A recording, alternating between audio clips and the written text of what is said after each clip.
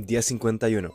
Y hoy día la pregunta ¿es verdad que tener bajo nivel de grasa te hace estar más cansado constantemente? La respuesta es, en corto, no. Lamentablemente diría que es lo contrario, porque el hecho de comer mejor y de tener un mejor ciclo de sueño y todo cosas que tú utilizarías para bajar tu porcentaje de grasa, son cosas que incidentemente hacen que tengas más energía. El problema realmente recae cuando, por ejemplo, en mi caso, yo hago mucho ejercicio porque está dentro de mi rutina, porque me gusta y porque es la mejor manera que yo he encontrado de poder reducir mi porcentaje de grasa. Ahora, la cosa es que me acuesto todos los días más tarde de lo que me gustaría, así como pasaba a las 12. He cansado gran parte del día, requiero tomarme una que otra siesta durante el día a veces. Entonces, desde afuera podría ser que, como estás haciendo tu dietita y estás comiendo distinto y todo esto, ¿estás cansado?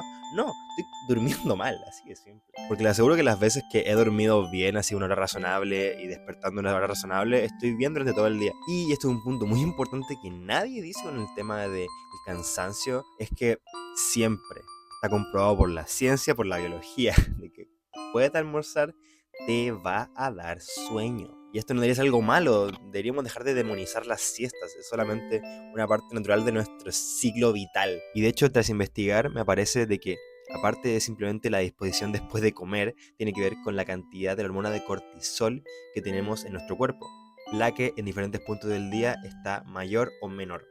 El cortisol es la hormona del estrés y de hecho podemos ver que a menor nivel de cortisol está considerado con mayor sueño. No soy suficientemente inteligente para explicar esto y tampoco los credenciales para explicarlo, pero si quieres saber más al respecto, busca ciclo circadiano. En vez de andar demonizando las siestas, deberíamos no normalizar dormir poco. Creo que esa es la solución más lógica en este caso. Pero bueno, si es que quieres de hecho dejar de dormir tanto durante el día, porque si hay gente que tiene la costumbre muy integrada, yo recomendaría simplemente buscar una actividad que puedas hacer justo después de almorzar. Obviamente descansa después de comer, no es bueno ir automáticamente a la actividad.